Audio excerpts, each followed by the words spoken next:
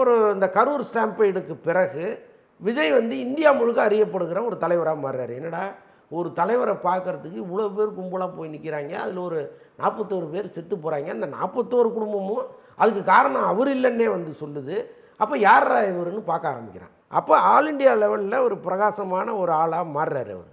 அப்போ நம்முடைய பேட்டி, நம்முடைய கருத்து ஆல் இண்டியா லெவலுக்கு போகணும்னு அவர் நினைக்கிறார். அதற்காக ஒரு ஆங்கில ஊடகத்தை அங்கே வர வைக்கிறாரு. அல்லது இவங்க கேட்கும்பொழுது வாங்கன்னு சொல்கிறாரு. ஏதோ ஒன்று இதில் நடக்குதுன்னு வைங்க. அப்போ ஆல் இண்டியா மீடியாவை விரும்புகிற தலைவர்களாக எல்லாருமே மாறிட்டாங்க. முக்கியமாக ஆங்கில ஊடகங்கள் என்பது தனி ஈர்ப்பு அவங்களுக்கு இருக்குது. இது வந்து தவறு தான். கட்டாயமாக இங்கே இருக்கிற தமிழ் ஊடகங்கள் வளர்க்காமல் விஜய் இந்த இடத்துக்கு வந்திருக்க போகிறதில்ல. இந்த தமிழ் ஊடகங்கள் தான் விஜயை வந்து அப்படி இப்படின்லாம் எழுதி இந்த இடத்துக்கு கொண்டு வந்து வச்சுருக்காங்க. அப்போ ஆங்கில ஊடகத்தை கன்சிடர் பண்ண அவர் தமிழ் ஊடகத்தையும் சேர்த்து கன்சிடர் பண்ணியிருக்கணும். விரைவில் தமிழ் ஊடகத்துக்கும் ஒரு பேட்டியை அவர் கொடுக்கணும். என்னோடது என்னன்னா, ஆஃப் கேமராவில் சொன்ன அந்த விஷயத்த ஒரு ஆன் கேமராவில் மக்கள்கிட்ட பேசியிருக்கலாம்ல. இல்லை நீங்கள் சாதாரணமாக அதை சொல்லிட்டீங்க.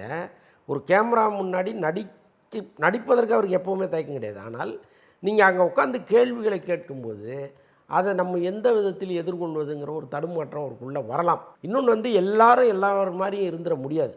கலைஞர் மாதிரி ஸ்டாலின் இல்லை, ஸ்டாலின் மாதிரி உதயநிதி இல்லை. அப்படி தான் எல்லாமே. ஜெயலலிதா அம்மா மாதிரி எடப்பாடி கிடையாது, எம்ஜிஆர் மாதிரி ஜெயலலிதா அம்மா கிடையாது. அப்போ ஒவ்வொருத்தரும் ஒவ்வொரு மாதிரியாக இருக்கும் பொழுது எல்லாரும் ஒரே மாதிரி தான் இருக்கணும்னு நினைக்கிறதே முதல்ல தவறு. அப்படி வந்து நீங்கள் ஸ்பான்டனியஸாக உட்காந்துட்டு